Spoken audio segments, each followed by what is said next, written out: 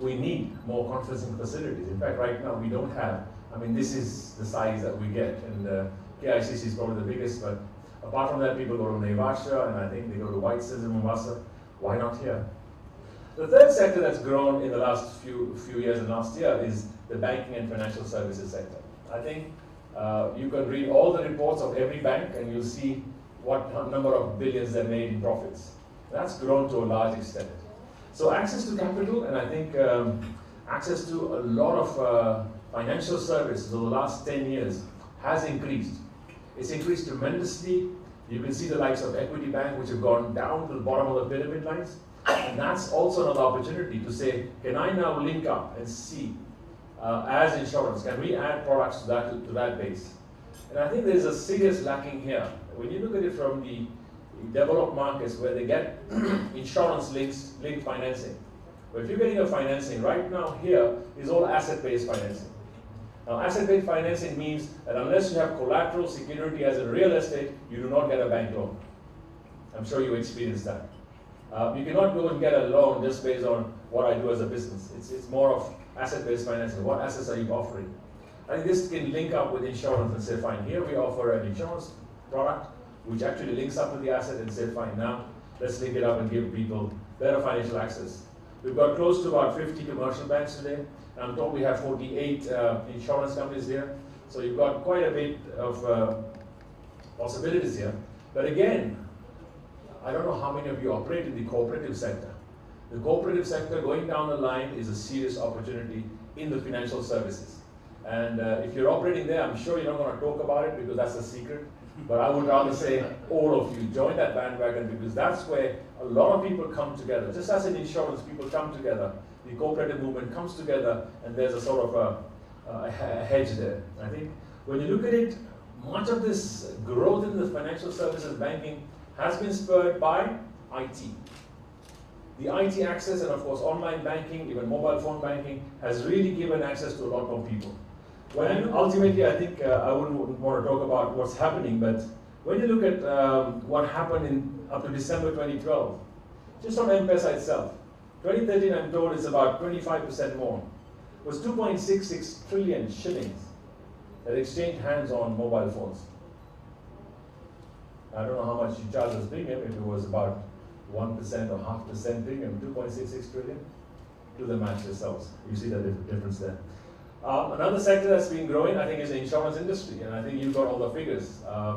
You had a huge amount of growth, 120 billion, I hear, of gross premiums.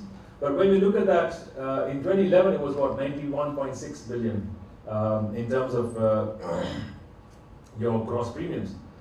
But then, I was just asking Tom here, what is the penetration of insurance in Kenya? If I look at the new headroom that you've got, I'm told in life it's 1%. Just 1% penetration out of 42 million people. That's 99% upside. That just smells of opportunity. If I was in that industry, I'd tell you, we'd just scale it up and say, let's make it happen. Because that's huge opportunity to grow up in the life industry. The question then comes in is about what's missing. Why 1%? Why not 95%? Right? Maybe it's the quality of the insurance provided, maybe the quality of the product provided, maybe it's the cost or affordability in terms of one-shot premiums.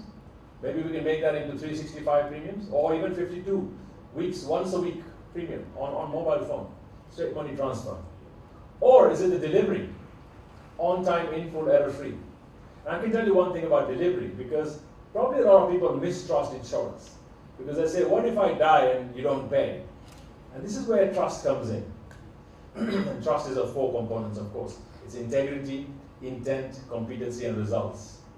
Any of these 4 is a 0, you will have no trust, you'll have lack of trust. And that's one important thing here, where, why can't the insurance industry, now address this thing directly to all of you, why can't the insurance industry come up with 1-day or 2-day processing? Why does it have to be 3-4 months of processing? I know some of you are doing a 1-week processing or 1-month processing or whatever it is, but what do you really process? I asked this question to the IFC Africa meet recently. I said, what do you process in a loan? Why does it take you 6 to 12 months to process a loan? If you've done your due diligence, you know what it is, you know what the thing is, you've seen the premium paid, you know the life is insured, you know the guy's gone off, pay. So I think in line with going towards Vision 2030, we really need to come up with radical products that can enhance GDP. And if you really work on it and say, fine, what are the items that will really enhance GDP? Access to capital, agribusiness, linked markets, infrastructure. Infrastructure today has become a big thing. And the big opportunity that's available going forward is the PPP. The PPP is the public-private partnership bill that act now. It's been passed, and really people can do projects now.